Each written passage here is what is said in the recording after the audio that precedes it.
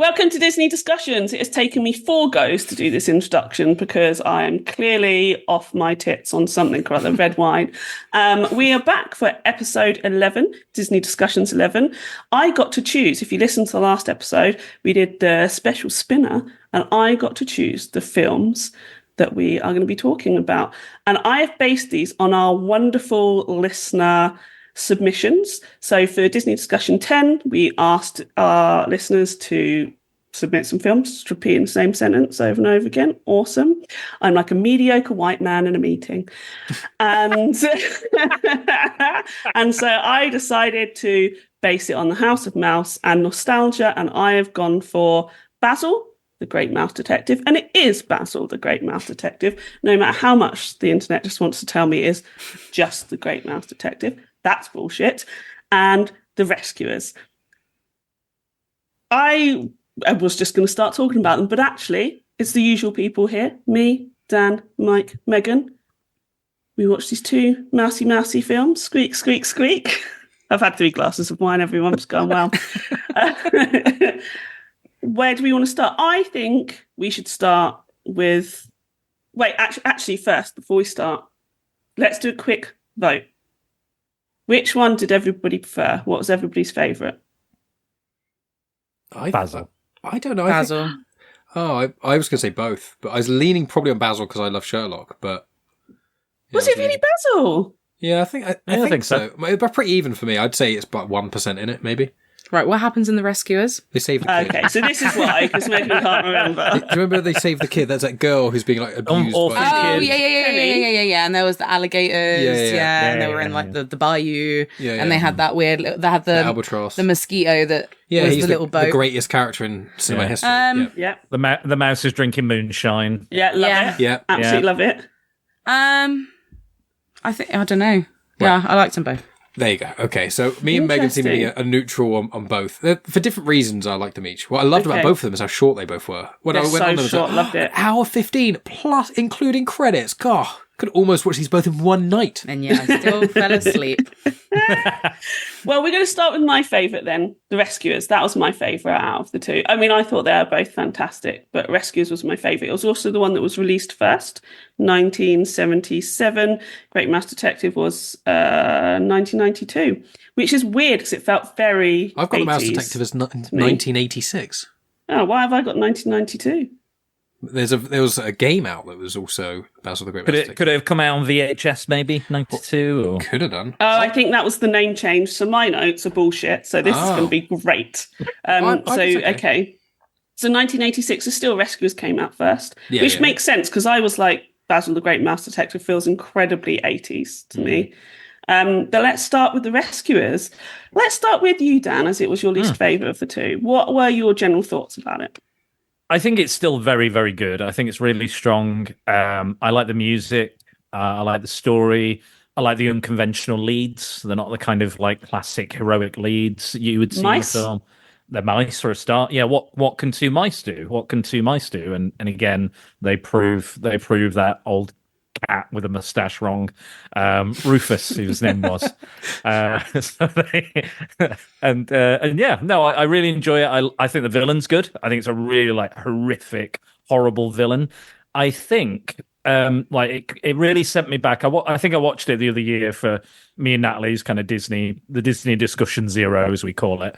And watching it again, I was like, I have a fear of like really small caves, cave diving, and like rising water, and it started to like the older I get, the more like effective it is on me, and I'm like, oh, I don't like this. I don't like this feeling.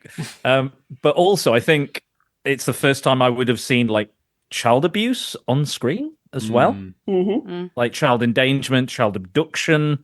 It's very interesting, and it is much more of a dramatic film than the kind of films that they were putting out at the time. I think Robin Hood was before this, and a few other ones. They kind of lean in the more comedic aspects, and there are comedic aspects to this, but they kind of steer away because it is quite a dark, serious, story. The ballads are very beautiful as well, but they're very somber and sad.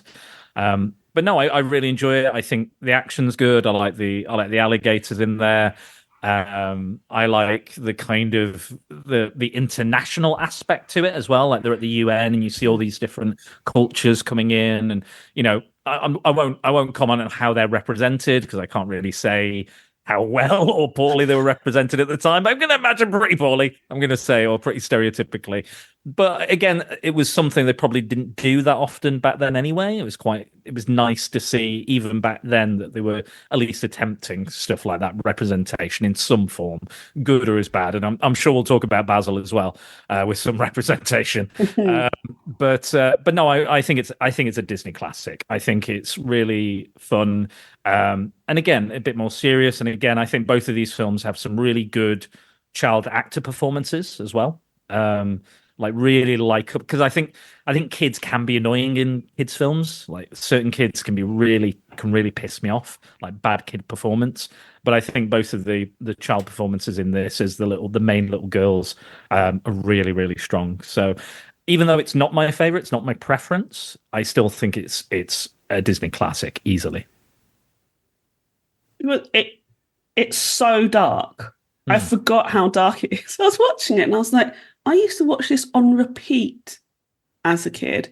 How was I not terrified? Like I wonder if this was like my horror film beginnings, because it is genuinely scary. I was like, this is so scary. I felt like real like terror. Like I was like, considering I know it's a Disney film, it's not going badly, but I was like, something really bad is going to happen to Penny, or the mice are going to drown, or the mosquito thing is going to die. Don't ever say that. Okay, Evan Rood is Bay. Oh, I was going to say Evan Rood is an absolute MVP in this. And I was just like, this is so terrifying. Like it's the crocodiles are scary. Madame Medusa is amazing. I mean, I'm absolutely obsessed with her. What an icon! Like up there with female Disney villains, up there with Mother Gothel, Dan's favourite. Yeah, she's horrific. She's such a terrible person. Did you fancy her, Dan?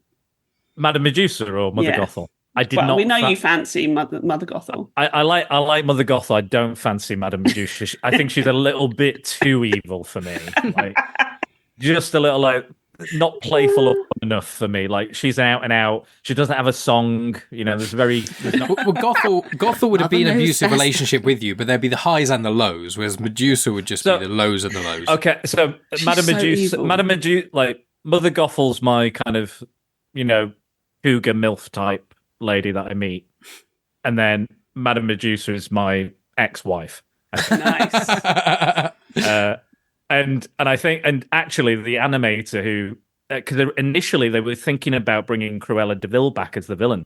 She could tell. You can tell from her design. Like if you look at the way she drives that car as well, like it's like exactly the same. I think they reuse a lot of the animation style and a lot of that, but they quickly kind of got rid of that idea. They were like, we don't like that, the idea of reusing her and doing it in this thing.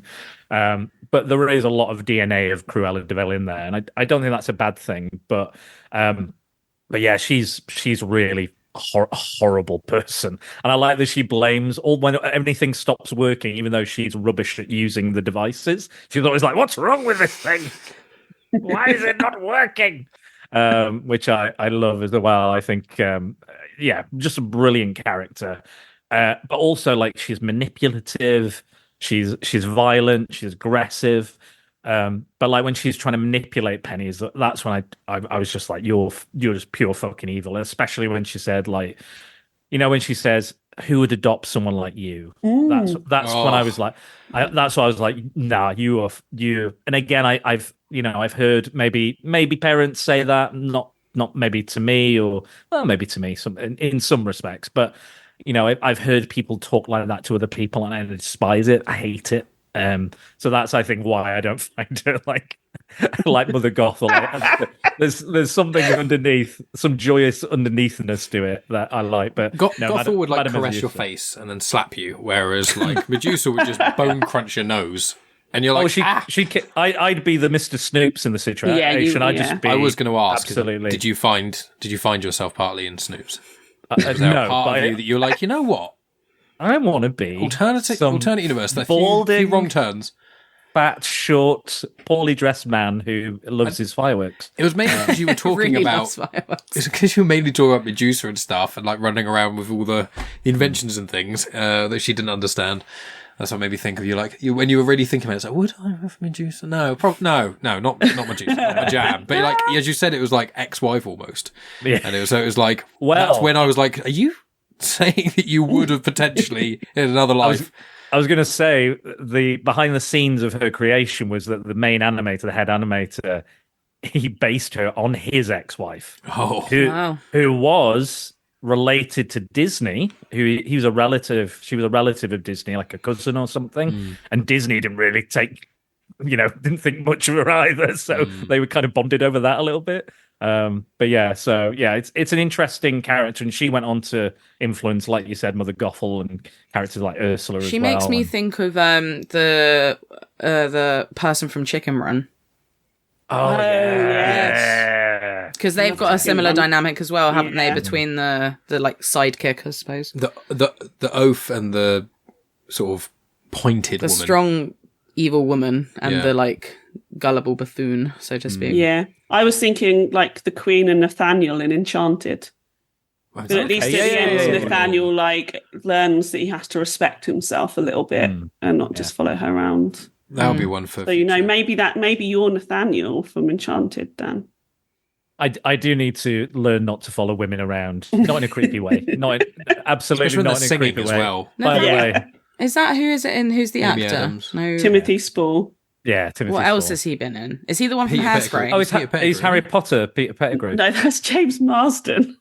Yeah, he's in Enchanted. He is in Enchanted. James Marsden is the actor of our generation and is underrated. I love him. He's great. He's fantastic. I love Dan him. both confirmed Timothy Spall was Peter Pettigrew. Oh, yeah, right. he was. Oh, yeah. He's also in League of Gentlemen and things like that. But to be fair, he is a bit ratty and Enchanted as well, isn't it? Yeah, I can't remember. I've only seen that film once, I think. So I can't remember Enchanted, and I've not seen Disenchanted either. I haven't seen Disenchanted. But I want to because it's a future double bill. Yeah, it is. And he keeps coming back as a different ethnic stereotype as well, which is within Enchanted. Okay.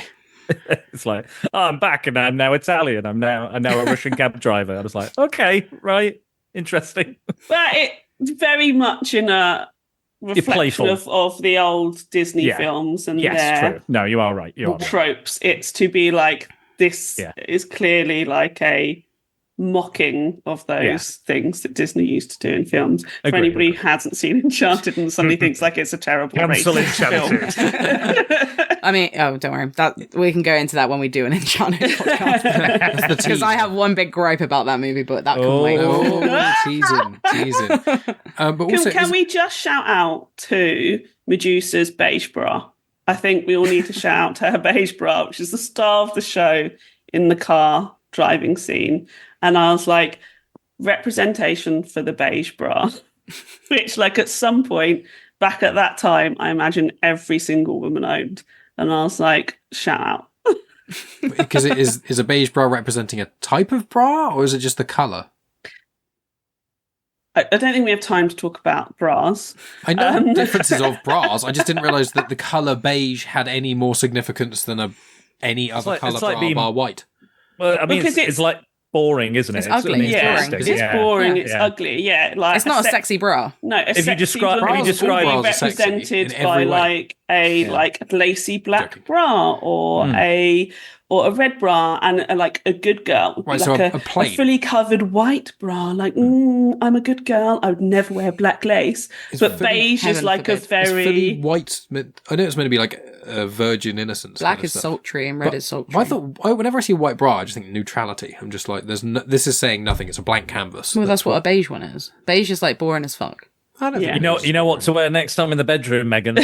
White bras. White bras. Clearly has an effect on mine. No, I'm wearing a black one now, guys. Actually, white bras are innocence and like virgins, and that really turns me off. Actually, that kind of stuff. So it's like I'm not that kind of young, supple woman. I'm like, no, I'm okay. Well, don't start talking about nubile women again, Mike. Yeah, don't need that. But I didn't. With me, I'm just happy to see any kind of bra. If a woman shows me a bra, I'm not. Oh my God. I'm not thinking, is it lacy? Is it this? I'm like, oh my God, there's a woman with a bra in front of me. I think that is, though, like, if a woman wants to show you your bra, you're like, I don't really care what the bra looks like, quids in, right? Yeah. Like, there can be, obviously, not nicer bras and for certain reasons, but I'm just like, generally speaking, if I see a bra, my brain just goes, that's a bra. And it's like, if it's in the context of this film or something, I'm like, that's a piece of clothing this woman wears. If it's in real life, my brain just turns off and goes, oh so my God. I liked That's it because, like, because she, you know, she's in the red dress, her hair's done, lipstick, smoking very Cruella de Vil, very sort of like, there's a look that she's going for to be like this sexy woman. And then she's packing her suitcase, which flies out of her car. What's she then wearing when she like gets to her destination? Who knows? And it's like this very, like, I would say that back in sort of like the 80s, 70s, 80s, like a beige full cut bra would be like a very sort of like middle-aged woman, unsexy item of clothing.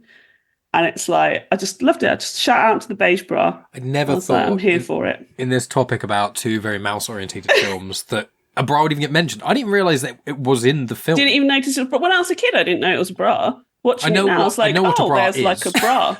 I didn't see it and go, what's that thing? I feel like you did. I know what a bra is. It just, when I see various items of clothing, I'm like, this one's got socks. I know what a bra is. Clothing bra tangent. Did you know that in film and TV, less so now, well, in media in general, that they would usually represent that a woman had had sex by, in one scene, they would be in like their normal coloured clothes, like just black or whatever coloured clothes, and in the next scene they would be in a red item of clothing.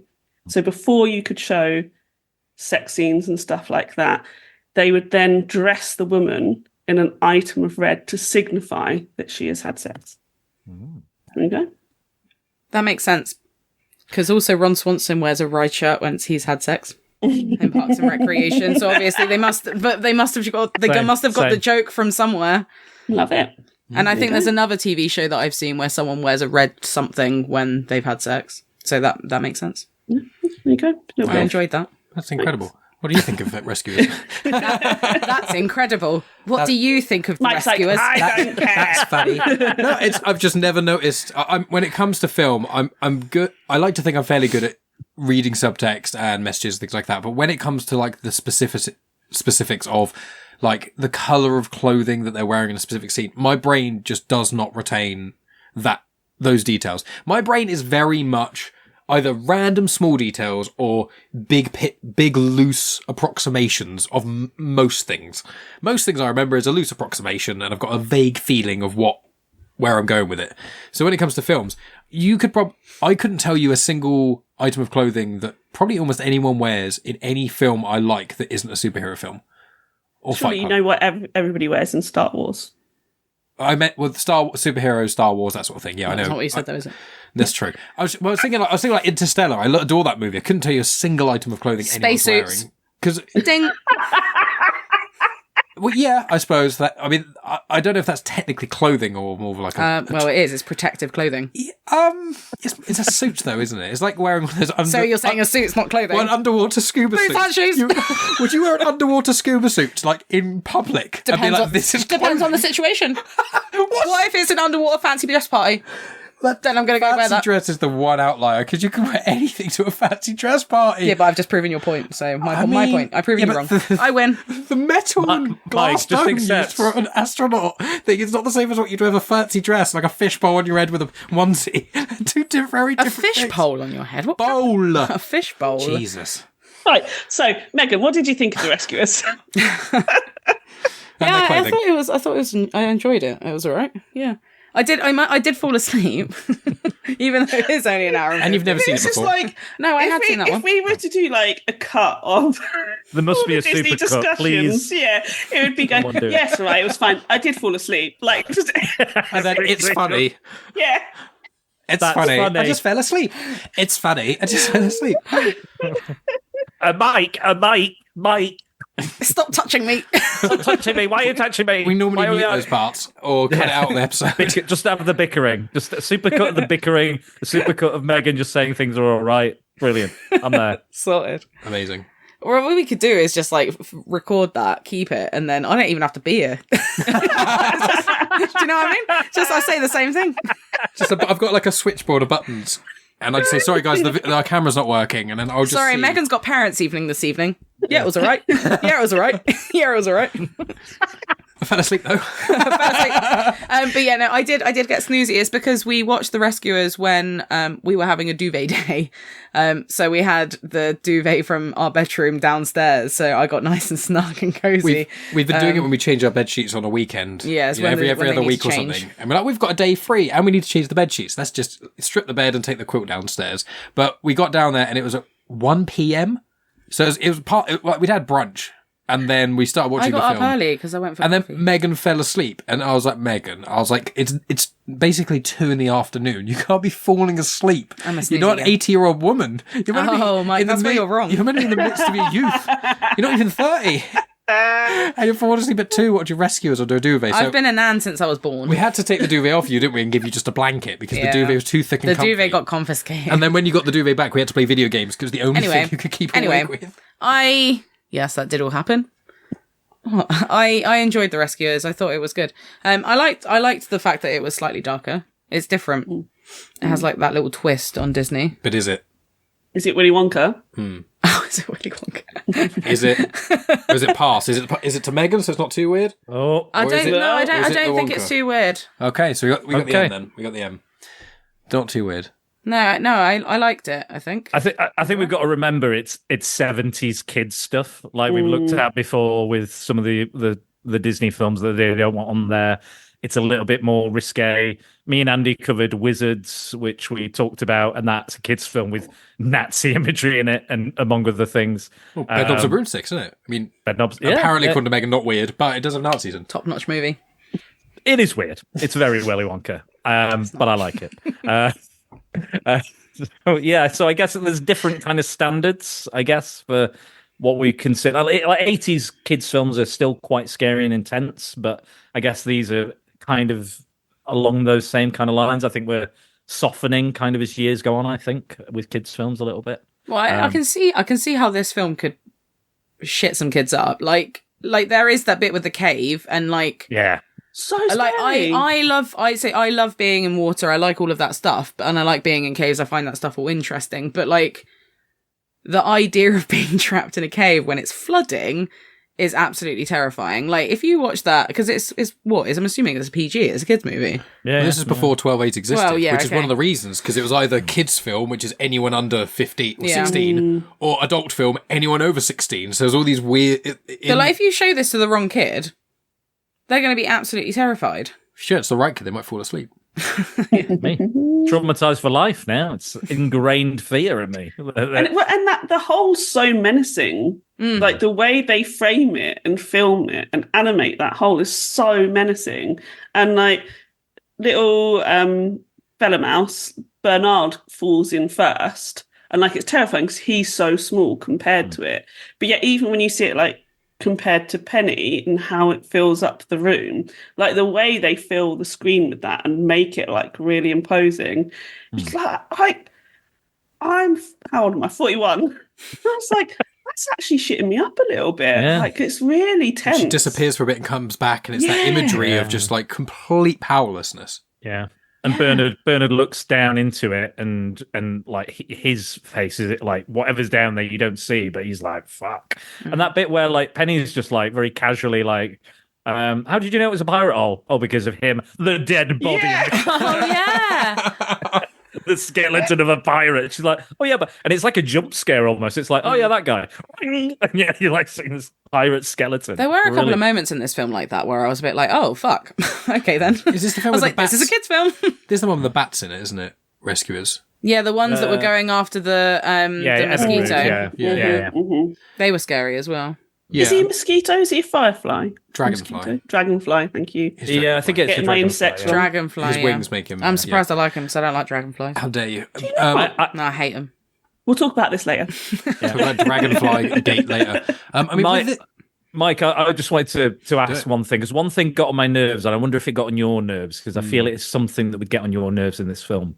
So, you know, all the kind of critters in the bayou, they all get together, they have this meeting, yeah, in this little hut, led by the drunk and the wife with the rolling pin. Yep. I liked all of them.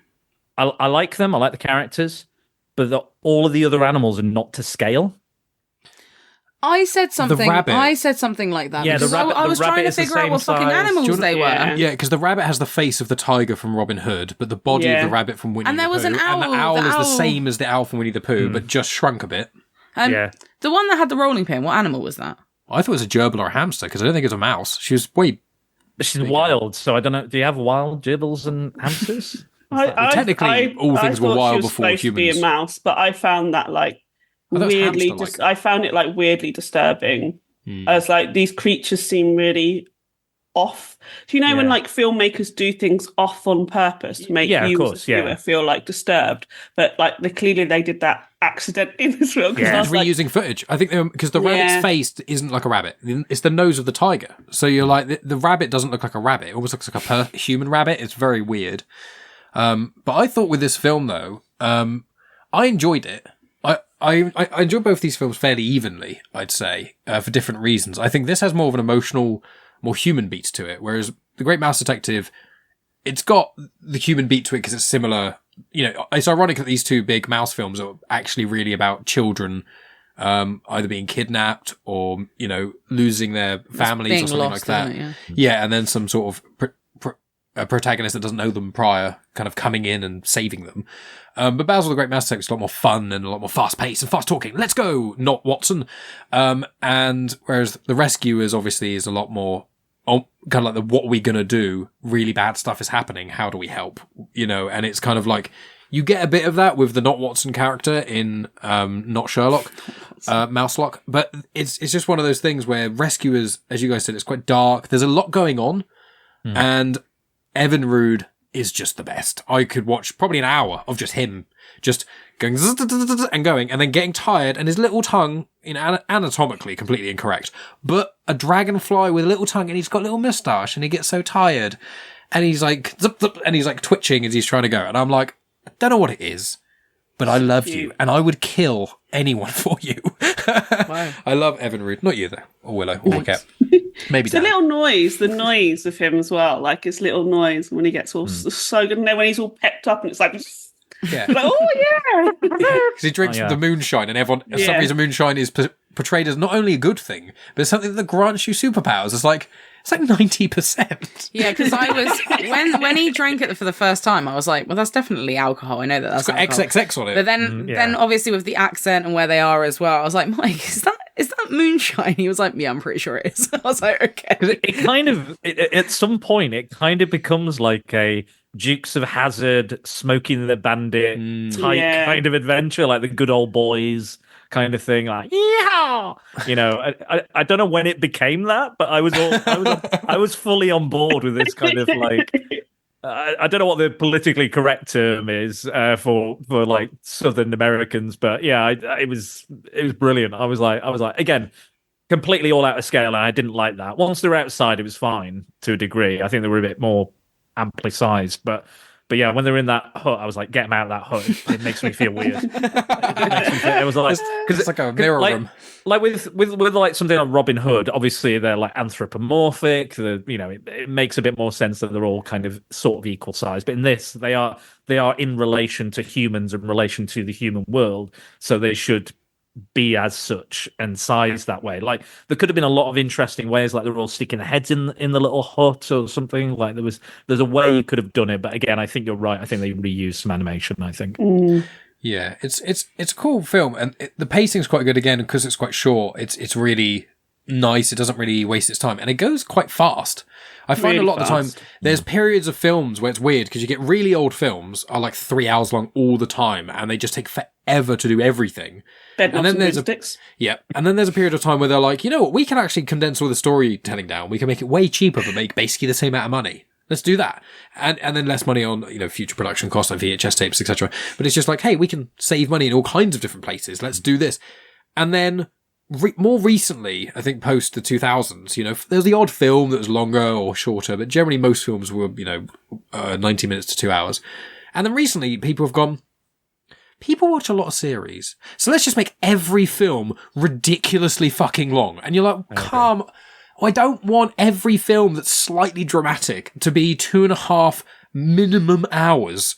Every film I see at the cinema, I'm like, I could watch that one. There's my day gone.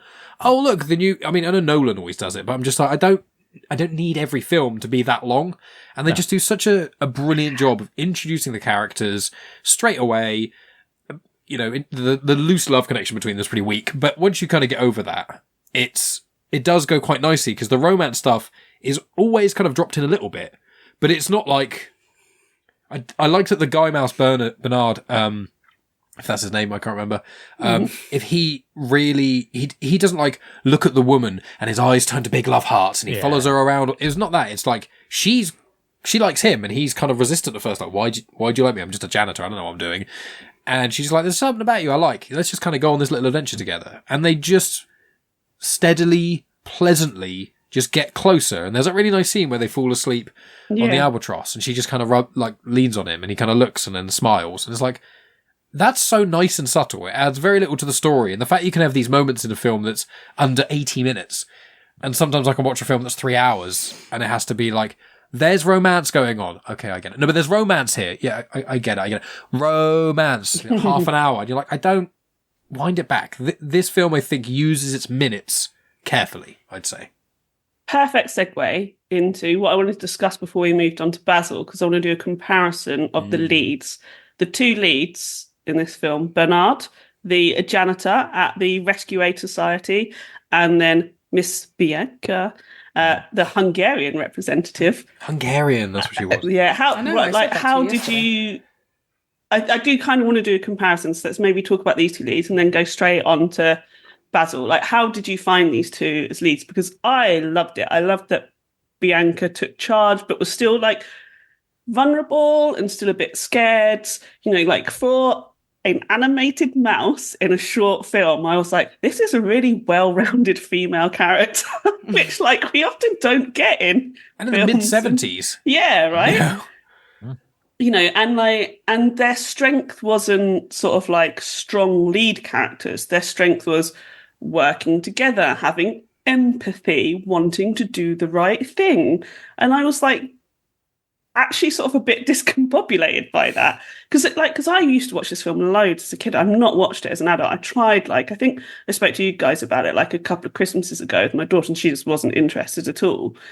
And so then watching it by myself for pleasure for doing this, I was really shocked at how good the representation is. And even Bernard isn't sort of a hero character. He's just your average Joe going about his job, wanting to do the right thing. And I was like, what? This is so cool. And then they win. Obviously they're going to win because the film, but sort of, they don't win by having superpowers and anything like that. They win by asking for help, getting other people to help them. He's a bit scared of flying and all of that sort of stuff.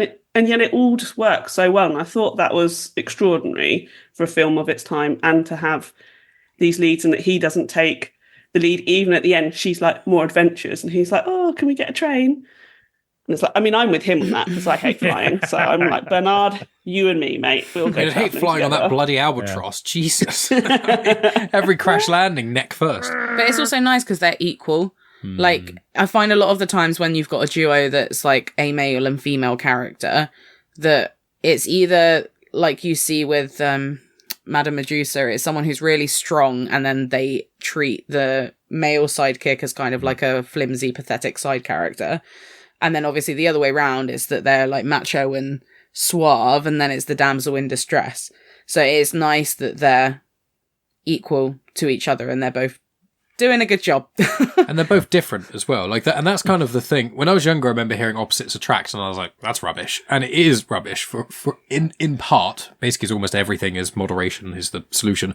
But essentially it's Megan and I are quite different people. The way we go through the world, the end goal is loosely the same, but it's just the way we traverse the world is different. But we have common interests. Because if you have nothing in common, unless you're both very, very open-minded and have very few other hobbies, you have to find common ground and stuff to do together. So it's like you have to have a degree of common interest, or at least common mindset to be willing to, like each other's stuff. Well, you just help each other grow, like they do in this film. But personalities, like a lot of Megan's personality flaws, I complement with my strong suits, and vice versa. And I have quite a lot more personality flaws, I think, than Megan does. But it's like, she's a bit messy. I'm very tidy. I can be a dick. She's very kind. It all evens out, in the end. I mean, I can also be a dick, but but mainly just to me, not to anyone else. It's just... I feel like many people would probably disagree with you there, but... Yeah, but, and that's what I found with Bernard and Miss Bianca, is just like, they were, as Megan said, they were equals. They both had stronger and weaker parts of them, but together, and just learning to listen.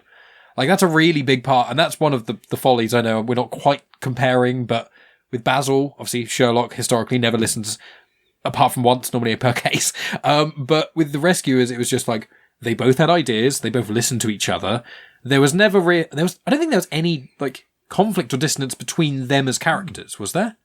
To my knowledge, really. They just kind of slowly gelled together and got the job done. Yeah. I did also want to add, because I realised I didn't mention, you have seen Rescuers before, hadn't you? Like, yeah, once when I was younger. And you haven't seen Basil? That is correct, yes. Right, that's what I was getting confused, because I said whereas I'd seen both of these, but I thought I hadn't seen either of them, or was unsure about Basil, and then when I rewatched them, I was like, I know this like the back of my hand. So I watched these films a lot as a kid, because I had them both on VHS, so I forgot to add that in. We were talking about fancying characters earlier. Now, I didn't fancy Madame Medusa, but I did fancy Miss Bianca a little. Yeah. She's hot. For a mouse, very attractive. I think for a mouse, yeah. And I had She's got that inner confidence. Yeah, love it. And an love accent. It. And bit exotic, you see. Bit exotic. Whether or not it might be Hungarian, who knows? It but... Oh, it is definitely. So, Yeah. Oh, so, no. Yeah, you're right. The actress is Hungarian. Yeah. We Yeah. looked it up, didn't we? I looked all of that information up.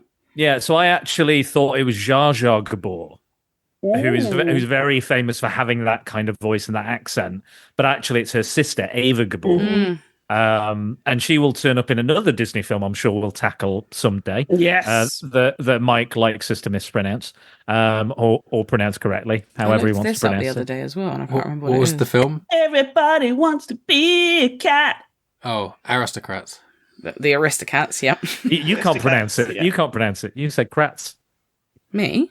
No, Mike I said said, Kratz. Mike I said did it, yeah, aristocrats because that's how you say aristocrat. So aristocrats, yeah. I was like, I said it right. No, you did say it right. Mike said it right. No. Standard. But yeah, I did. I definitely like her character, Miss Bianca, and I like that she's smashing the glass ceiling, in this rescue aid society, because they even go, oh yeah, shit, times have changed. I guess it's all right. Yeah, absolutely. And then she picks obviously the janitor, and he's like, well, why would you pick me? Why me? I'm not really built for this. I'm not that kind of person. And I think it was when he said she shouldn't go alone. And that's when she kind of notices him and looks at him and goes, again, it's not like, oh, she's a woman, she's weak, she's, she needs protecting or looking after. He goes, she just shouldn't go alone. That's it. She needs support, and equal to carry on and complete the mission with her. And I thought that was really good. I thought it was a cool little, again, kind of representation way before, we called for such things and demanded such things and expected such things. But it was nice. Yeah. And did you watch this as a kid as well? I did, yeah. Again, that's where the trauma comes from. The small of course, because you caves said about and the rising water. Did you just watch That's it once, or did you watch it quite a lot? No, I saw it a few times as a kid. Okay. I don't think it was like one of our absolute favourites, I'll be honest, but it was one we went back to several times, definitely. But I think maybe it's not one of those that you're like, what a joyous story, you want to revisit the child abuse movie straight away again. Put it on again, Mum. I don't think it's one but periodically you go back to it, I think. So yeah, it was one we enjoyed. I can't really remember the Down Under, the sequel. I was literally about to ask, have you seen Down Under? Because I can't remember. It's great. Oh, okay. Yeah. I remember loads of people keep telling me it's great, but then when I think back, I can't really remember it that well. I think I've probably seen it, but I can't haven't remember seen it. that Just like one. this film. As soon as I was watching, I was like, oh my god, this bit, on this bit. Although, actually, because when we were watching The Rescuers, I was like, I'm pretty sure I've seen this film, but I didn't really recognize that much of it. I know, like, that doesn't take much for me, but, like, I normally, like, have snippets of bits where I'm like, oh, actually, this rings a bell. So I don't know whether I've actually seen the second one and then not the first one, because I feel like I've definitely seen elements of The Rescuers, but yeah, I didn't recognize any of it. Like, Mike was like, oh yeah, I remember this bit. Oh yeah, I know it like back of my hand. And I was like, I love your impression. Where's Mike from? He I don't know. he's Hungarian. I don't know if that's any kind of Aryan. Oh dear.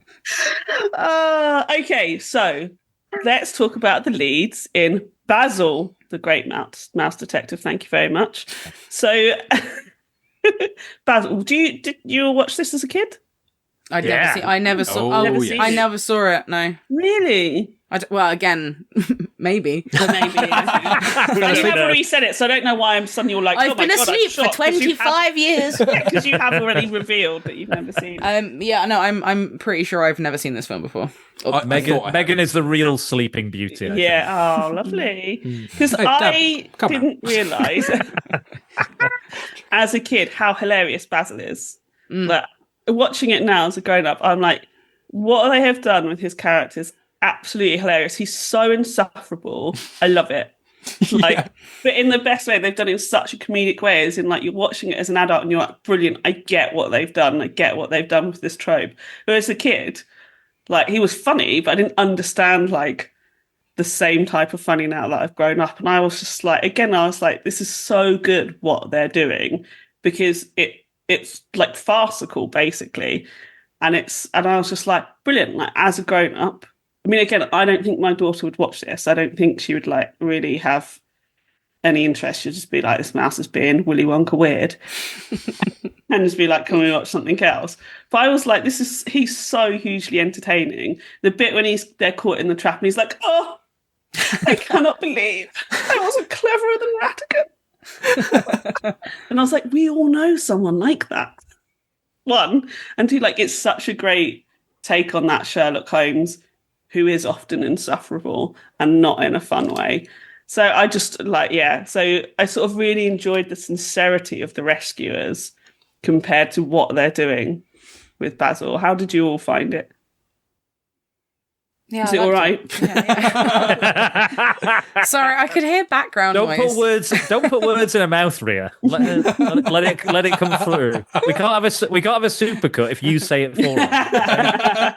It was fine. Sorry, I got distracted because I could hear background noise and I couldn't tell if it was Willow, but it was. That's funny. That was unnecessary, wasn't I know, it? it's because it's raining. It's outside. raining. I know, that's what I was about to say. I know, before that's why I cut you off rudely with your own interrupted soundboard. me. Yeah, I enjoyed this film. I enjoyed this film. It was more than all right. I actively really enjoyed it, but I do find Basil really, really frustrating. But I know, like, that's the point. But, like, it's stuff like reminiscent of, like, SpongeBob, where the character is deliberately super, super irritating. That's obviously the point. Obviously, he's not quite as jarring for me as SpongeBob, but I thought it was cool. I really liked it. Yeah, and I love Sherlock as a character, and this, for me, is very remiss of the BBC Sherlock with Benedict Cabbage Patch. And that's not only my favourite iteration of Sherlock. I've seen a handful over the years, but it's my favourite series of all time. I absolutely adore the 4 seasons of Sherlock, bar one really crap episode.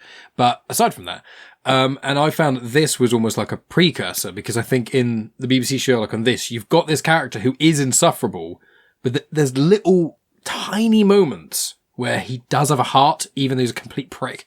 And it's just that part where you're like, you're so annoying and so frustrating, but you can kind of see why, because he's always the smartest in the room and he's pretty much always right. And you're like, you're so annoying, but you are correct, but that doesn't give you the right to be a dick. And he's like, I'm not being a dick. I'm just telling you the truth. Well, it's just Sherlock, isn't it? Yeah, exactly. So Yeah, it's the character. I like that kind of character. I really like the, I think in certain iterations of Sherlock, they lean on sort of the autistic spectrum and other sort of neurodivergent sort of things about him, which could mean why he's so intelligent, and other elements of his personality kind of stem from that. And when they go in on that, I quite like characters that are like that. I like characters who people really don't like, but they are good and they do have use and that kind of thing. And I like annoying characters, you know, so it does. I like SpongeBob. So it does help. What's Watson's character in this? It's not Watson. It's very similar. Dawson. Dawson, yeah. They could have called him Mawson, just because Mouse and Watson. No, Mattson. Mouse. No. What? I was thinking because he's a mouse doing some sort of mouse pun, but it was terrible, and I see now why they didn't do it. I mean, yeah, because it wasn't a pun. No, exactly. That's why it was so bad. That's why. Yeah. I mean, Dawson isn't a pun either. Mawson, because Mouse and Watson. Mike. Yeah, it's terrible. Motson. Anyway. Jesus. Sherlock, I enjoyed. I mean, Basil the Great Mouse Detective, I enjoyed. Because I like Sherlock. I am sorry for all of this to every listener of what I've been saying in this podcast. This has been a weird one. This whole podcast has We're been off weird. kilter because Ria's not normally this off the rails. She started the whole podcast like it, and I didn't know. Ria set the tone. This is going to be like, I'm stone cold sober as well. And, So am I. I've just had. I don't know. Ian, I've had a single glass of cider. I've not had enough. I've not had enough. I've just had a long few weeks. You've already had this. It has been a long day at work. I'll say this about Basil. I think because it is riffing on Sherlock Holmes, we know the dynamic, we know the characters. So I think it does a lot of the heavy lifting of getting to know these characters because we've only got a short time with them. But we go, oh, he's Watson, he's Holmes. They're going to be like Watson. They're going to be like Holmes, and that's our kind of in. Because it's a parody or it's a take on, and it's arguably set in the world of Sherlock Holmes because they use some of the Basil Rathbone dialogue, the sound bites from the original 30s and 40s version of because he lives below, is it 21B Baker Street? I want to say. Is that the address? Yeah, so he lives below that, and Basil Rathbone, and that's why Basil is called Basil because of Basil Rathbone, and I think that helps it, and that kind of just we have the classic meeting between him and Dawson, and coming in and everything, and again that's very very on brand for any kind of Sherlock Holmes kind of fans. Instantly you're like, oh yeah, he's like, I know who you are, where you come from, what your occupation is. I know everything about you just by looking at you for 2 seconds. And he's like, how could you possibly know all these things? I don't know how you're so clever. Blah, blah, blah. And they do it in like every version that Watson meets Holmes. They just do that thing. Even me and Max covered Young Sherlock Holmes, which I think Megan would really enjoy. She gave that a go. Very, very. It's Chris Columbus, very Harry Potter feel to it. Really, really good, really fun. Bit dark as well and interesting. But yeah, I like the fact that it's kind of like a kid's version. Because for me, this is my first kind of introduction to Sherlock Holmes. Like I didn't know who he was. I think as a kid, I knew the idea of Sherlock Holmes. He's a detective, world greatest detective sort of thing. The pipe, the deerstalker hat, all that kind of classic stuff. But I didn't know what it was. And I think once I knew what this was, I kind of got what that was in a weird way, kind of a reverse way of kind of looking at it. And I think it works. But my favorite thing by far in this film has to be Vincent Price. Yeah. As Ratigan, Professor Ratigan. He even has a song. He is having an absolute ball. I love the design of the character, his spindly legs, but his giant chest. Just a phenomenal character. So much fun, so much energy, so much panache. I love Vincent Price anyway, and he absolutely brings his all to this role. That every time I think of this, I don't think of it as kind of, the Great Mouse Detective. I think of it as like Professor Ratigan, the Great Mouse Villain. And it's wonderful. And the scenes where he's kind of, I love that character beat of him where he's kind of a self-hating rat. And that when people describe him as such, he absolutely loses it. But then I love as well when he brings himself down again, when he looks like he's about to explode and tear all his clothes off. He goes, no, Wonderful. Lots of drinking in both of these films, and smoking as well. Yeah, a lot of smoking. Again, I guess a sign of the times, but yeah. But yes, I love it. I think the use of the CGI in the clock tower, not the clock tower in Big Ben. It's Big fucking Ben. It is a clock tower, but it's Big Ben. It's the clock tower. Yeah, Big B. But we have that CGI that looks great, and it works with the animation. I think the finale is fantastic. I love the Flavershams. I think they're lovely. The Professor Flaversham, the Dr. Flaversham, is played by the same guy who was Scrooge McDuck as well. So that's why they're like, we've only got one Scottish guy we can hire. This is him. This is the kind of representation we want. Just this one version of Scottish ever. But yeah, she's lovely. She's really sweet. But yeah, Toby's great. Gotta love Toby as well. The dog. Oh yeah. Wonderful dog. He's a good boy. I mean, you're not a fan, Rhea? No. Toby's great, but we are missing the greatest animal that's kind of like outside of the mice rat world. We've already spoken about Evan Rude. Go on. Which is clearly Fidget. Like, I'm sorry, but Fidget. whoever animated Fidget the bat, the one-legged bat, is like an animation genius. I was like, his wing got bitten, and then suddenly his wing grew back. But that's what happens in all cartoons. They get shot Yeah, by come on, like Megan. Looney Tunes. They get shot by a shotgun and they just turn around and it's gone. It really Don't apply logic. Yeah. All right, That's all the Sherlock. great- Don't apply It just- logic to Megan, this. mice don't have underground societies and solve crimes. yeah, they do. And they don't have a hierarchical system where rats have to pretend to be mice to fit in because they've been thrown out of their own society. That's in this film, Megan. That's not... I think you find that I teach one lesson a fortnight of history at work. I can tell you that it's all factual. Right. The big B battle Yeah. inside Big Ben. Yeah. That's what happened. Kids Anyway, that would love threw a me lesson off. on Fortnite. Fidget's so great. Every it's cool. time Fidget is on screen, I'm like, this is my favourite thing that's happening. Like, it's the most hectic animation. And then you add the voice onto it. And I was just like, were they high? Were they drunk? I don't know, but it's working for me. That I was bat like, sounds oh. like he's been smoking 150 packs a day. Obviously, I couldn't bear to have Fidget around me ever. I would be like, you are the most irritating thing that's ever happened in my life. But like, when he's actually in, like when he's on the screen, and it's the sad end to poor Fidget as well.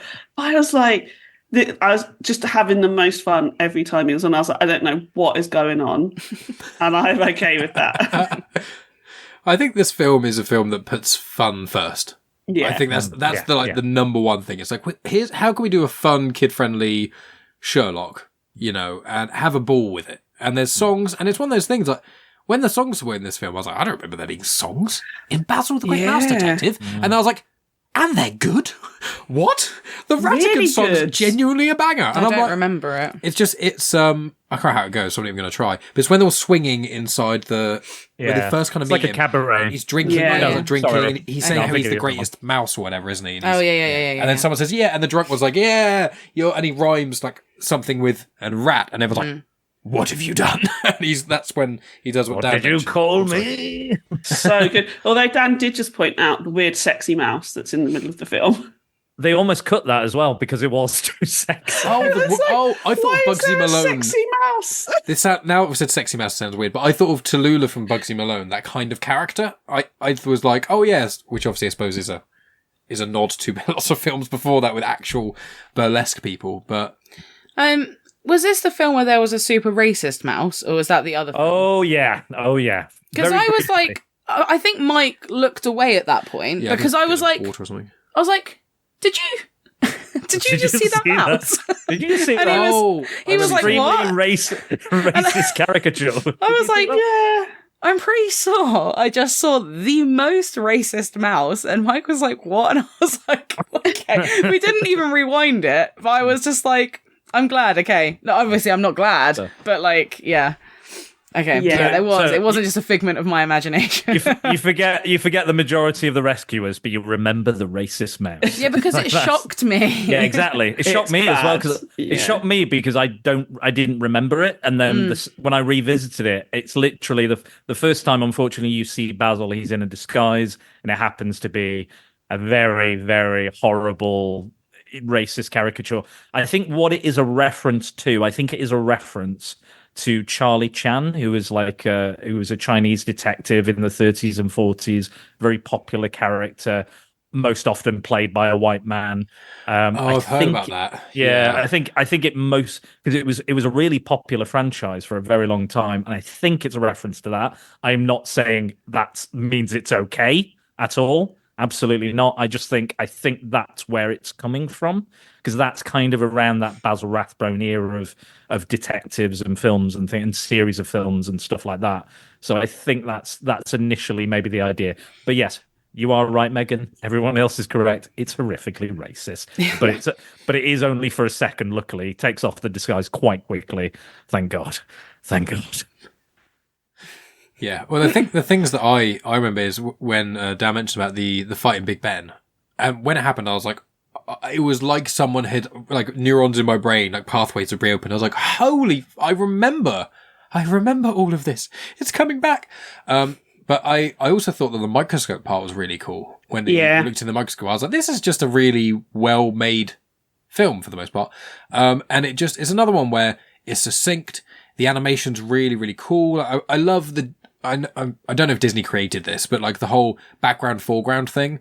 Like I know there's a video you can watch where they often they draw a design and they put it on 5 separate layers. I think I've mentioned it in Disney discussions before, but 5 different pieces of glass basically, and the middle one is the main one that they move the characters in. So you've got stuff in the front and the background, and they move the camera slightly, and that's what gives things depth. And when they use it. There you go. Citizen Kane, I believe, was the first use of that. Okay, I've not seen Citizen Kane because I've heard it's overrated and really long. Okay. Oh, are you a big fan of it then? You I wouldn't say that I'm a fan of it, but I would say that it is important. Most modern films and techniques used in modern films wouldn't exist without Citizen Kane. It's not something I'm going to sit down and watch for pleasure. Right. But if you are interested in that, it is, like Buffy the Vampire Slayer changed weekly TV, right, and how weekly TV shows done. Citizen Kane changed how films were made. Right, that's very interesting. But I've heard from everyone who's seen it, I go, are you glad you watched it? Yes. Would you watch it again? Never. Would you recommend it? Probably not. That's basically... I would watch it again and recommend it. Yeah, definitely. It's on the list, so we'll eventually but I wouldn't be like, it's long. I wouldn't be like, I've got like a free 3 hours, which never happens in my life. But I wouldn't be like, I'm going to chuck on Citizen Kane. Like, I wouldn't do that. But like, if I had more time, and I'd be like, do you know what? I want to watch fantastic filmmaking and good storytelling. I'll put on Dragon Slayer. Yeah, exactly. That's what I would do. High School Musical 1, 2, and 3. I think you'll find Mulan 2. Come on, guys. Mulan 2. The peak. Return of Jafar. Because that's actually had some redeeming qualities. Mulan 2 did not. A lot of There's a lot of nostalgia there from you, Mike. Mulan 2 was the worst, wasn't it? I don't remember. Because I think Mulan 2 destroyed Mushu and made the entire premise. China was destroyed for all we know. Because of the battle they said because they never married the people to make the alliance, so it's assumed that the Mongols came in and killed everybody. That's what I assume. But and that's when the rats took over, and then that's when the Society of Rats existed, and then over hundreds of years they spread to Britain, and there we go. And that's where Basil the Great Mouse. Yeah, Mulan 1, Mulan 2, Basil the Great Mouse Detective, the ultimate trilogy. All three. Yeah, Jesus. Basil is a lot better than Mulan 2 by almost every single metric. I would watch Basil over Citizen Kane. So there you go. Okay, agreed. There's definitely a lot of. I got a lot of kind of Batman the Animated Series vibes from this as well. Like he's actually the world's greatest detective, isn't he? Allegedly, so they both kind of are. Isn't that a comic? they Batman did. They versus have. Sherlock? They have met. He Yeah. met like an elderly version of Sherlock in I thought DC so. Comics, I like think I've seen 400 that or something. read the pages or something. It happened, but he's one of the many teachers that Batman studied under and stuff and things like that. But yeah, I very much got that vibe, especially when they're in the place with the toy shop, which I think is super creepy and super awesome. Yeah. Brilliant So creepy. sequence. Yeah, that's cool. I love that, and again, that's very Gotham. All these overlarge props that Batman's always fighting the villains against, and again the kind of clock tower and just the way the it's lit and the use of shadow, and yeah, obviously Sherlock Holmes is a big inspiration on Batman, but even the death traps as well felt a bit like 1960s Batman, where he's I could kill you with this, but I'm going to kill you with all 5 of my death traps. And did it not remind you of the game Mousetrap? Yeah. Now that you've said it, yes. I assume that game's like old as fuck then. Like I don't know. I should have done 50s some and beyond. research. I didn't. Let me quickly look it up now. Or can you do first of all, can Megan? Well, this race isn't to my the finish? phone, so. No, it's some random person's phone that she found. Oh my God. It's my phone. Yes, well, So Mousetrap the game came out in 1963. 63, I thought it was 50. Okay, but that's still quite a bit before this film by a good 30 odd years, 20 odd years. But sorry, yes. Mousetrap I thought of now. I didn't think of it when I was watching it then. And I absolutely love that scene, and thank you for reminding me, Dan, because that scene is absolutely incredible. Awesome. It's so good. It's like even the James Bond trope, the villain trope. Yeah. And it's just, it's kind of like I think the best thing about Ratigan almost is that everything that you said, Dan, but also he really knows and revels in it. Like the silliness, the campness. I think I lend that to Vincent Price's voice work, but it's just like, this is a ridiculous thing.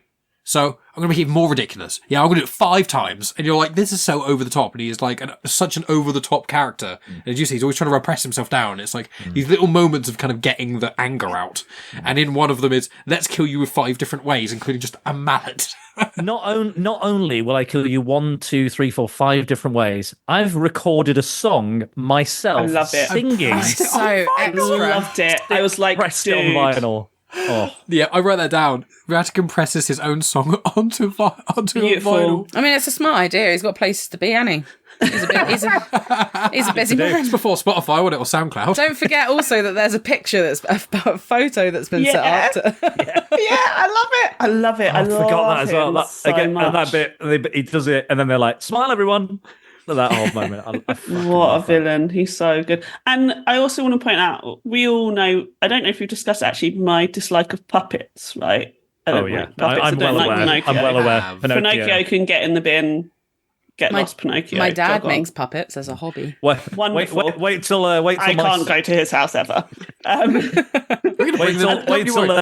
wait till my spin Rhea. We'll see how much your puppets there. Let's do the Pinocchio films, the next Disney discussion. Nah, The original, no, 'cause the there's- live action, the Gilda Toro one. We'll do that really cheap one. Nah, there's one Italian one that's well creepy. Yeah, I don't know. We'll do Geppetto with Drew Carey as Geppetto. Just not interested. Sorry, And Rhea. so, like, I loved the creepiness of the puppets, and then the actual end plan with the puppet. Like, because you talk about having a puppet leader, a puppet prime minister, a puppet king, a puppet queen, and like, I love that they make that into an actual puppet. Like, I was just like, the Santa Claus writing too. is nice. Oh my God. The writing is so much fun. Like, installing a puppet leader on the throne, and it's a literal puppet. I was like, they're just having so much fun And the Queen's with great. this. The Queen's actually quite a cool, silly character as well. It's like, it's mocking the Queen enough to be playful without being like overtly disrespectful. And I thought, you know what? As quite a fun little Queen, I quite liked that.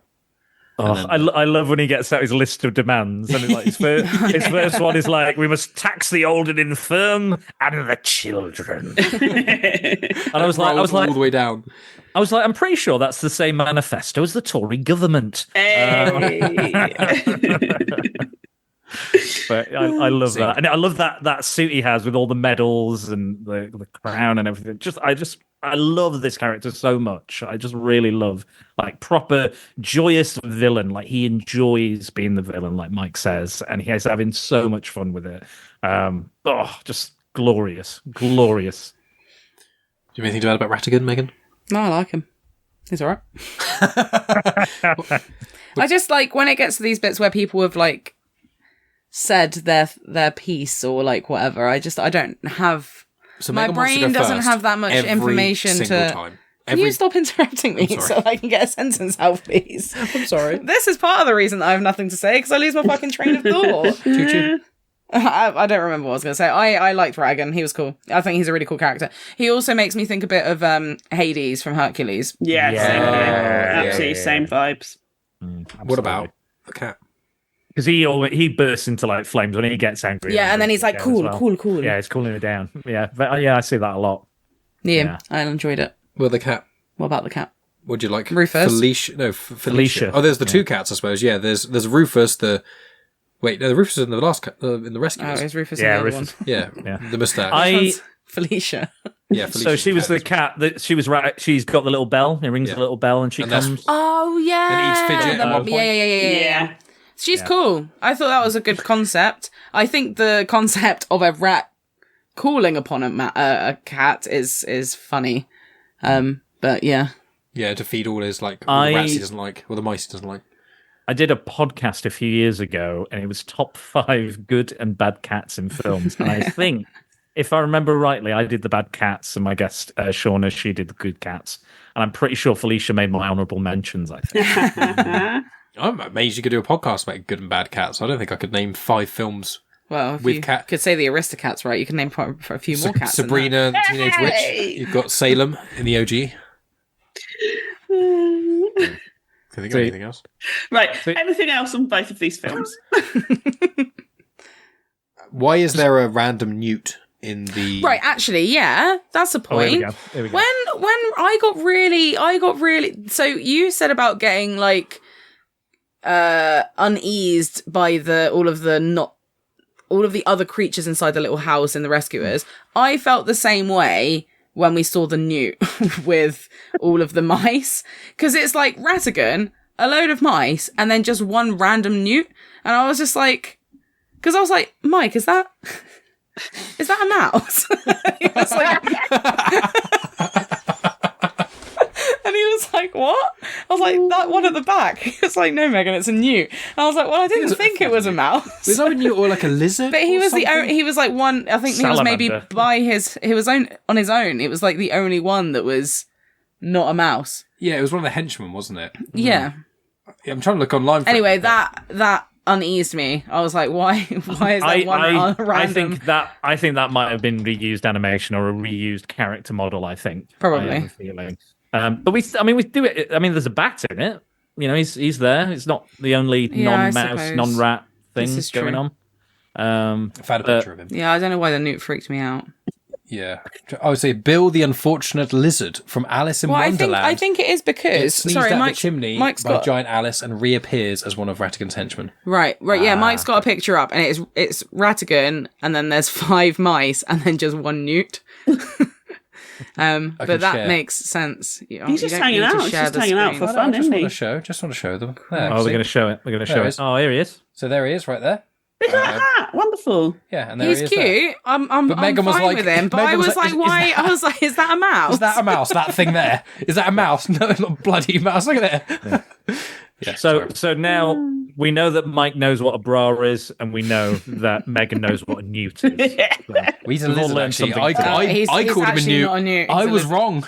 I can't so identify you were bras or small. We can't have lizard that. creatures. Mike can't be wrong All about something. amphibians. Yeah, the unfortunate lizard. But anything else you right. want to suddenly get Anything animated else? about? No.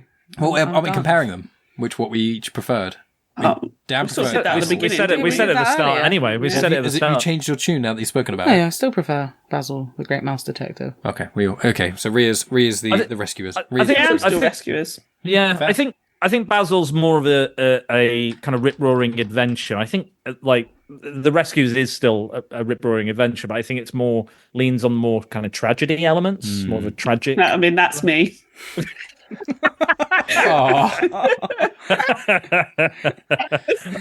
I just like the dark things. I just like the dark. But there is joy in the Rescuers, but tonally it's a bit darker. But yeah, I don't know.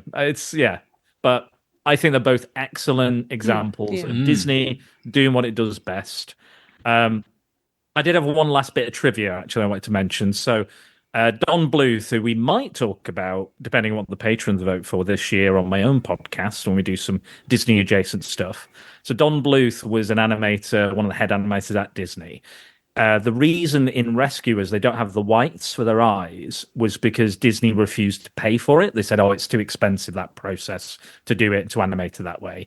And Don Bluth looked into this with another animator, and they found out that it wasn't expensive and it was quite simple and easy to do. And that was one of the big kind of problems they had. And Don Bluth would eventually go off, make his own studio and do Land Before Time, Secret of Nim, and would actually, in a sense, do better than Disney at that period of animation at that time. Probably outdo Basil at this kind of time with and American Tail, things like that. You'll know his work. But that was the first kind of instance of him going, I don't think Disney's the place for me. And I think Rescuers was one of the first films made after Walt Disney passed away as well. I think it was one of the first feature films to be made. So they were like, all, you know, it was like a surprising hit, I think they said. They were unsure where it was going to go, and it did quite well. And then the subsequent years, things did not do well. And most importantly, Mike, that you're missing out, it outperformed Star Wars. Oh yeah, it kicked it off the top spot, didn't it, for a couple of weeks? Yeah. In several areas of the world, it knocked Star Wars off the top spot, or at least was above it, or competing with it equally at some point. So, which is fair. I'm not mad about that. Banging film. Are you sure? Are you sure?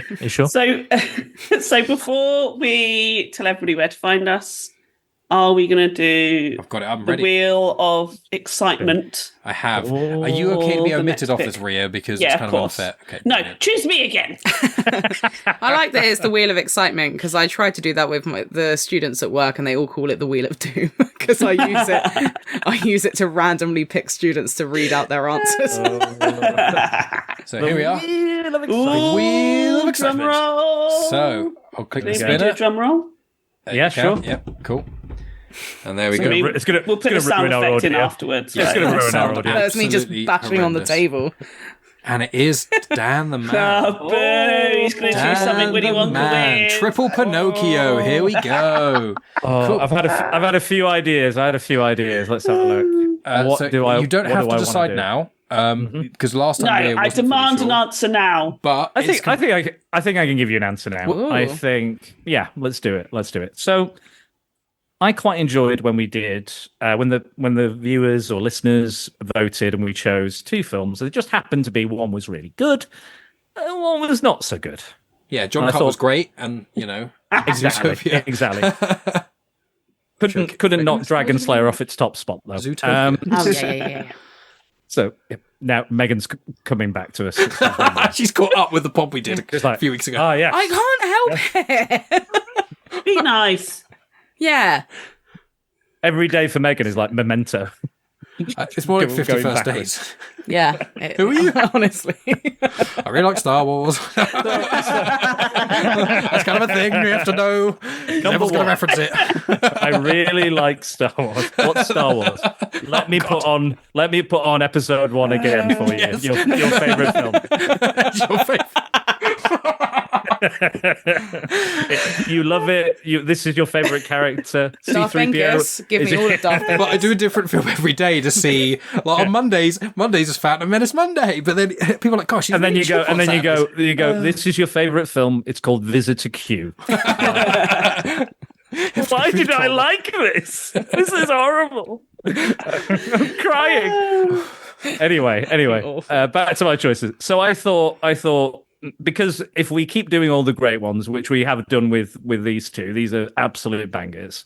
But I feel like we need to do some of the bad ones because at the end of when we get like further down the line, we're gonna just have the absolute fucking dross of Disney. All right. So this is why I'm bringing some of the bad ones back, and this is a little bit. And I stayed away from bad stuff for a while because I was like, okay. But when Megan brought High School Musical to the floor, I was like, all bets are off now. That's a good Instant film. classic. That's a good film. It's your favourite musical trilogy. No. It's everyone's favourite musical It's because the trilogy. only musical So- trilogy. So I was like, I was curious. I was like, yeah, well, I'll look at all these good ones, but now this is Dan's coming back have you with done a with it? vengeance. So good films. So I wanted to pick one of my favorite Disney films, but also I wanted to pick one of apparently the worst Disney films ever made. Apparently, so who doesn't want to cast off the shackles of this life, this world, all the rules and regulations, and soar, fly, ascend into the sky? So I would like to look at two ordinary men doing that thing.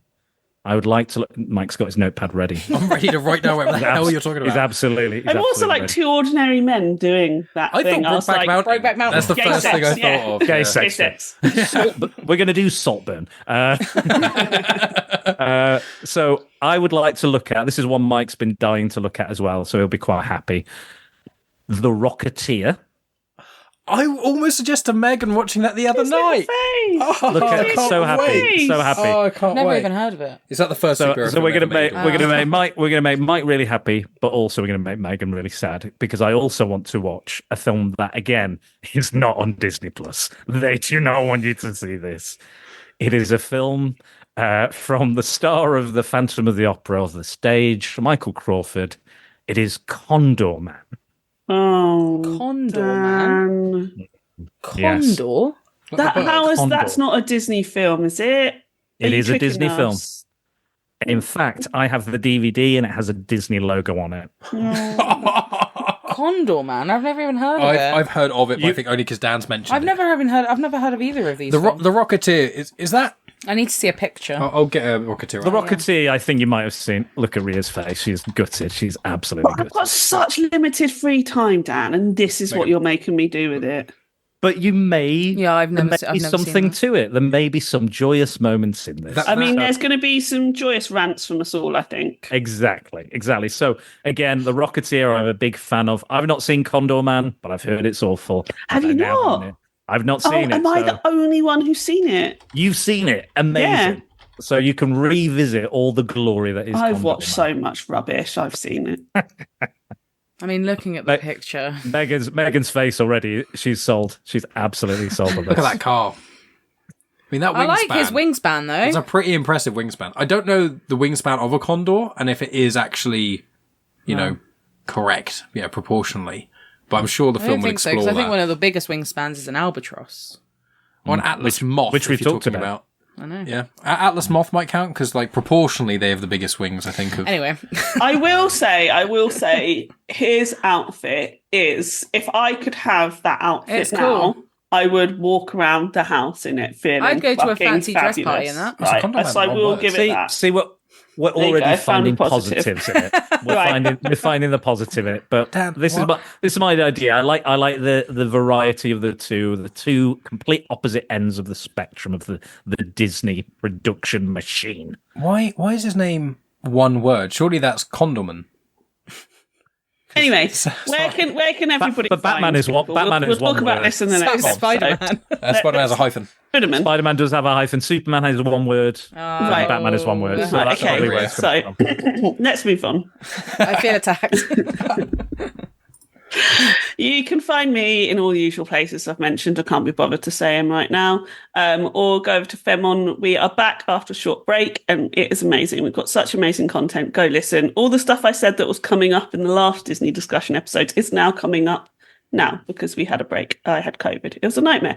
So go and listen. Especially, we are going to have a wonderful lady, Emily Price, who dresses up as Disney princesses as her job. She is the most incredible person. I loved speaking to her, and maybe one day she'll make an appearance on this podcast. We never know. So go listen to Femme at Femme. All the places. It's in the show notes. Mike Metkin, you can go next. Grits Gets Fit. Instagram. Haven't posted in a while because I'm prioritizing other things than just posting pictures on social media. But Prioritizing life. This is another super cut we can do. Grits Get Fit. Don't post a lot. That's funny. Can you stop? Where's your problem? It's fine. Get that soundboard ready. And Patreon. I'm there too. Whoop, Yes, I'll continue that. Highly recommend the Patreon. Thank you, Dan. I appreciate you. avid enjoyer of the Patreon content. Yeah, I have a plan to expand some of the Patreon content to the normal feed. Ooh. I've got a plan. Sometimes people quote me from Patreon and I have no idea what they're talking about because I don't remember saying half of the stuff. It's like a fever dream sometimes. We'll record, you have like a blackout. Like, what did you do for the last 2 hours? What happened? Which recorded some podcasts. When did I say I had a migraine? What? Migraine? What's a migraine? What's a bra? Mike, do you know? I have no idea, I'm afraid, dear. But yes, you can find me at Genuine Chit-Chat on Instagram, X, Facebook, TikTok, Threads. I post at varying degrees on each of those places, but Instagram is probably the best place.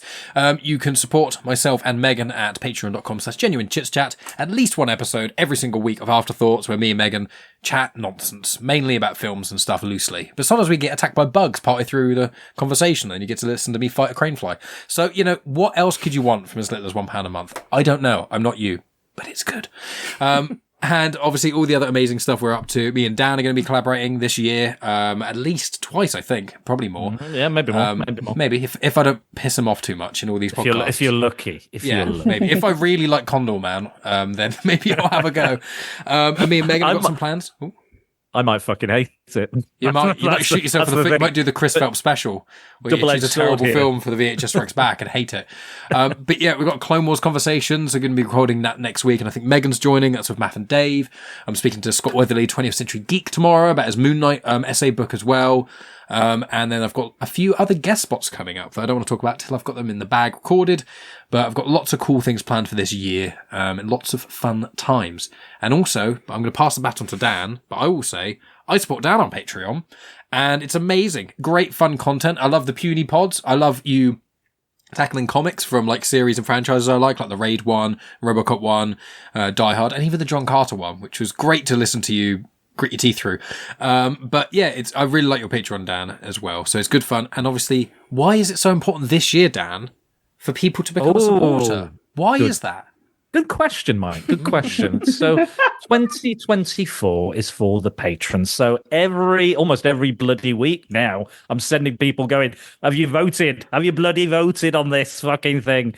Because they are getting to choose every single episode, whether that's going to happen all the way through the year, whether somebody's going to be like, no, I want to do this one thing and I will not budge. And this is going to be the thing.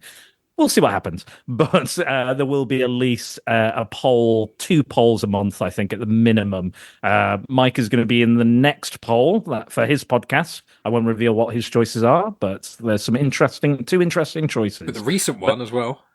Yes, yeah, that's right. The Alien one. We're still trying to decide what the fuck people want for Alien Month. Because everyone is just tied. You got Patreon tied. On social media, tied. It was like, and I even messaged people who hadn't voted. I was like, please vote so it's not a tie. And everyone voted. I love that. Still ended in a fucking tie, didn't it? Maybe we do both. We have to just do two of them because I can't actually get do it all. I'll do it all. I'm trying my best, but people seem to be really enjoying the polls, and I'm enjoying putting them out, and people are enjoying their choices being picked and stuff. So it's really fun, and it's added a new dynamic and a kind of a bit more of a life to the podcast. Not that it was dead or anything, but yeah, more exciting. You find me on Spider-Dan and the secretballs.com. I like the website, made it myself. I think it's cool. More people should visit it, and it has all the other links for all the other shit. And you did a guest spot upgrade recently as well on that page. I did, You've got it all in chronological order and in collections of things. If you'll see every time Dan's done back to the filmography or things like that. Maybe not chronological order, but at least 100% chronologically. Mike's checked, so yes, 100% chronological order. So it's all up to you, and all the YouTube videos are there and everything. So yeah, go and have a look. And I'm having a great year because I'm work with wonderful people like these guys, and it's a blessing to share time, energy, and good laughter with everybody, even if we're watching Condorman. Remember that, Megan. Remember all the nice things Dan said. Never. I don't remember anything. And from now on, I will be calling it Condom Man. Right, thank you, because that's all I hear when people start saying it. Yeah. Yeah. All right. I didn't think that at all. No, neither did I. Well, Rhea and I are cool. Dongs so. everywhere. And we wear them. And we wear them. Sometimes just for fun when no one's about. Sometimes over my head. Anyway, thanks everyone for listening. Hello, everyone. I'm starting that again because that was weird. I don't know what happened there. It felt like you just changed personality. Everyone. Hello, everyone. I think I'll take that at the end. Yeah. Keep that at the end. That'd be lovely. Right. Keep all this at the start. Hi, everyone. No, that's weird. Who am I? What's happened? Just say welcome to Disney Discussions 11. You want me to introduce and then give you the microphone? I've gone weird. Better than I even imagined. I've gone weird. It's been a long couple of weeks. Yeah, I know. Welcome to this. Fucking hell. Are you sure you're okay? No, they could need a lie down. They could need a holiday. I think you're almost on the floor as it is. Okay.